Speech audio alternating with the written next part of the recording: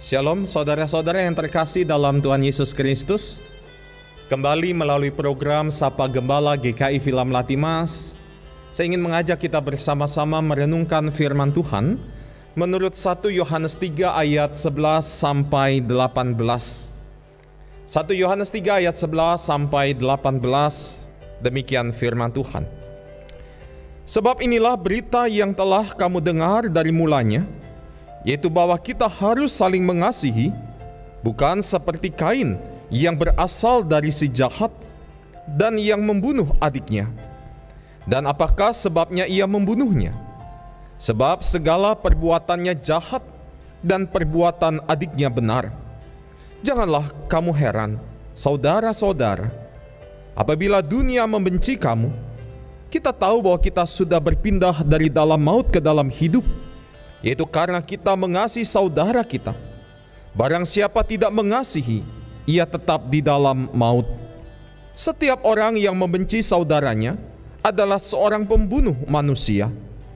Dan kamu tahu bahwa tidak ada seorang pembunuh yang tetap memiliki hidup yang kekal di dalam dirinya. Demikianlah kita ketahui kasih Kristus, yaitu bahwa ia telah menyerahkan nyawanya untuk kita. Jadi kita pun wajib menyerahkan nyawa kita untuk saudara-saudara kita. Barang siapa mempunyai harta duniawi dan melihat saudaranya menderita kekurangan, tetapi menutup pintu hatinya terhadap saudaranya itu, bagaimanakah kasih Allah dapat tetap di dalam dirinya? Anak-anakku, marilah kita mengasihi, bukan dengan perkataan atau dengan lidah, tetapi dengan perbuatan dan dalam kebenaran. Saudara yang terkasih dalam Tuhan Yesus Kristus, pembahasan tentang kasih bukanlah hal yang baru di dalam kehidupan kita sebagai pengikut-pengikut Kristus. Mungkin ada banyak orang yang merasa bahwa bicara tentang kasih adalah hal yang sangat membosankan. Masalah kasih ini tidak akan pernah berhenti untuk disampaikan dan digemakan. Karena kasih adalah ciri mutlak yang harus dimiliki di dalam kehidupan pengikut-pengikut Kristus. Karena Tuhan Yesus mengatakan semua orang akan tahu bahwa kamu adalah murid-muridku, yaitu jikalau kamu saling mengasihi. Yohanes 13 ayat 35. Saudara, adalah mudah ketika kita berkoar-koar tentang kasih. Begitu mudah ketika kita membuat slogan-slogan yang bertemakan tentang kasih. Tetapi mempraktekkan kasih di dalam kehidupan nyata, tidak semua orang bisa melakukannya. Apalagi mengasihi seperti cara Tuhan mengasihi kita, yaitu mengasihi tanpa pamrih. Di dalam bacaan kita, Yohanes mendorong kita agar mengasihi dengan tindakan, bukan dengan perkataan saja.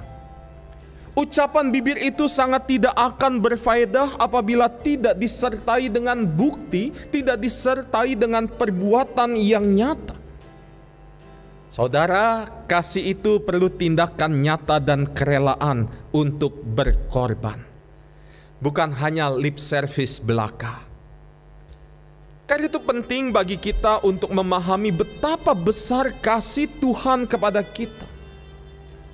Saudara, Paulus pun mengatakan dan berdoa supaya kamu bersama-sama dengan segala orang kudus dapat memahami betapa lebarnya dan panjangnya dan tingginya dan dalamnya kasih Kristus, dan dapat mengenal kasih itu sekalipun ia melampaui segala pengetahuan.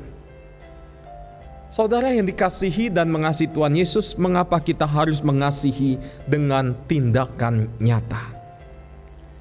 Karena Bapa kita mengasihi kita melalui sebuah tindakan nyata. Apa tindakan nyata yang dilakukan oleh Bapa kita yang di sorga? Mengaruniakan anaknya yang tunggal, supaya setiap orang yang percaya kepadanya tidak binasa, melainkan beroleh hidup yang kekal. Ya, Bapa mengasihi kita. Bapa mengasihi saudara-saudara dengan mengutus anaknya sebagai pendamaian bagi dosa-dosa kita. Itulah tindakan nyata yang Allah nyatakan di dalam hidup kita. Saudara, wujud sederhana mengasihi dalam tindakan adalah ketika kita melihat orang lain di dalam kekurangan. Ketika kita melihat orang lain di dalam masalah, maka kita tergerak hati kita untuk memberikan bantuan, baik itu secara moral maupun secara material. Saudara yang dikasihi, apa yang bisa kita lakukan bagi sesama kita? Khususnya di tengah-tengah pandemi yang masih terjadi pada saat ini. Apa yang bisa gereja lakukan bagi orang-orang di sekitar kita, khususnya di tengah-tengah pandemi yang masih melanda kehidupan bangsa Indonesia ini? Sudahkah saudara dan saya melakukan sebuah tindakan nyata bagi sesama kita? Selamat menyatakan kasih Tuhan yang sudah kita alami dan rasakan di dalam hidup ini kepada sesama kita yang kita jumpai di sekitar kita, di sekeliling kita, khususnya di tengah-tengah pandemi yang masih terjadi pada saat ini. Tuhan menolong, Tuhan memberkati saudara-saudara. Amin.